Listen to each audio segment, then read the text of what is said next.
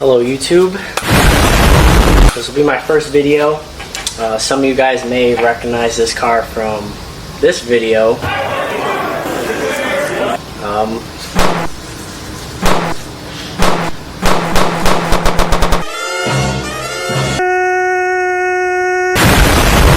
And this is where we are now.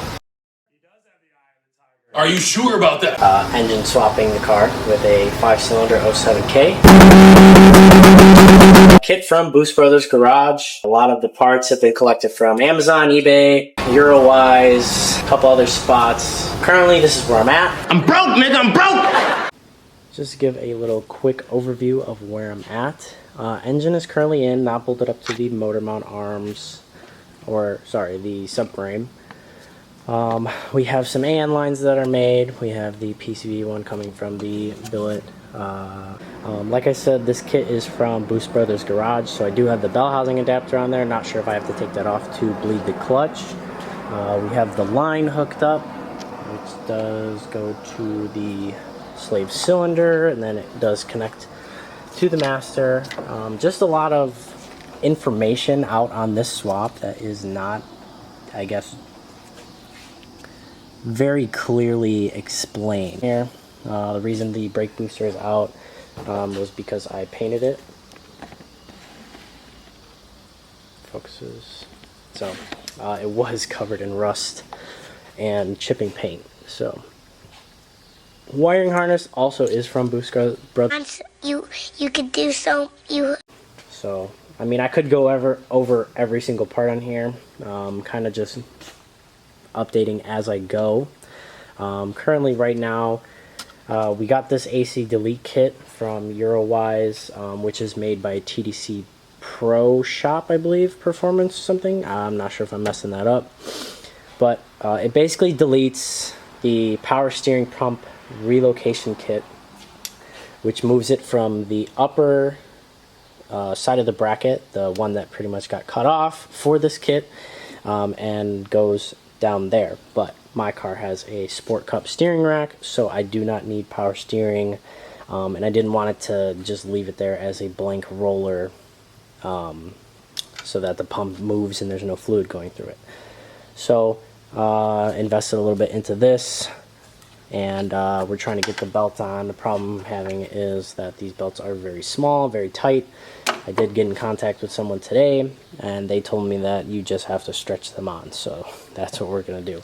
We're going to tighten the tensioners, or lock the tensioners in the installation position, and then go from there.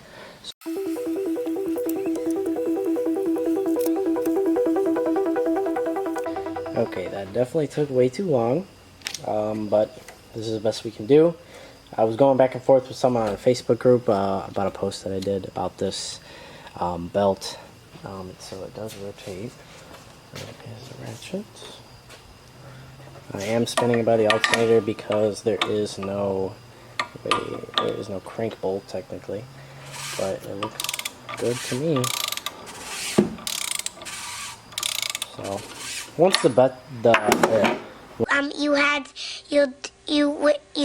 once the belt stretches out, I did accidentally chip this one, but this one doesn't really touch every single rotation.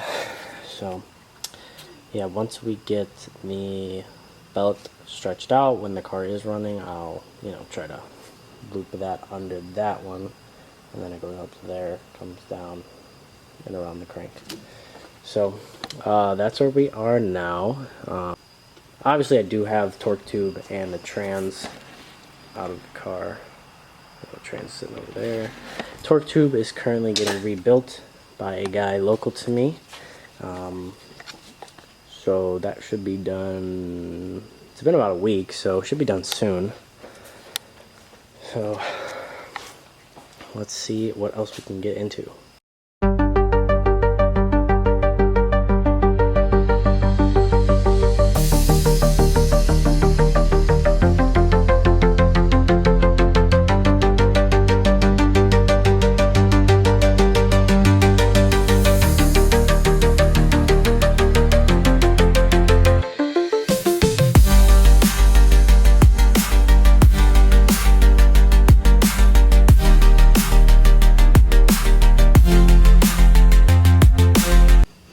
right, we have the turbo on. That clamp is not tight. That was very difficult by myself. Basically, I had to line it up with one hand with the clamp up there, with the clamp barely started, and then hit it with the gun so that I can tighten. But this is the torque tube out of the car, shifter hole to the car. Have the rear subframe down, subframe. That is the only way to slide the torque tube out. So we got that at the shop getting done. Hopefully should be back soon, like I said earlier. But going to get off the floor now. Alright, back up top, there is the turbo mounted. Oh, that looks amazing. So it looks like I do have to clock it a little more. I was just barely off. I want it to face downward to the motor mount bolt, which is the bottom one right there. So I'm gonna do that real quick. All right, back to it. Took a little break.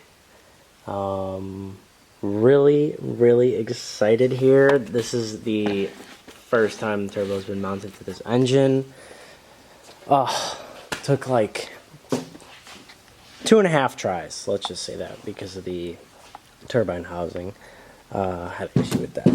So, what I just did, took out the battery. We have to run the power cable through this hole. I did have a amp wire coming through that, but I'm taking that sound system out of the car. So, we got to drill that out a little bit because the power wire is kind of big. Won't fit through that hole, and I don't want to ruin this. So I'm pretty sure it needs constant power, which is why I'm going to wire it to the battery. Just like any ECU gets constant power from the battery and then key on, obviously everything else turns on. So this is also the first time I kind of recorded myself working on anything. Obviously mess. I like to make things neat. However, sometimes it's not possible. I am still waiting on a bunch of parts, and then I obviously don't have a light because I was using my headlight there and I took it off. We are waiting on a 100 psi oil pressure sensor, which will go right here. And then we also are waiting for the low profile antenna adapter for the crankcase breather. And then I already made these and this one, so it'll go that wide to the catch can to charge pipe to recirculate the crankcase pressure. I also did not open this engine. I picked this up with another car. Kind of a little backstory. Picked this engine up with another 944. The guy had lost motivation in the swap, and then he sold it to me, bought it, whatever. I already had an 07K like in progress, so I kind of abandoned that one and then started on this one. So obviously he included like the swap kit, the car, the engine, and then got that all. So then I just started fresh and just started on this engine. And then obviously I, painted a couple things, and unfortunately, a couple things did get scraped up. Not a big deal. Eventually, I think I'll take the cover off and repaint it, but I want to get it running first. So I'm gonna get that drilled out real quick and then slide that power wire through. I will double check that that is the correct where it needs to go.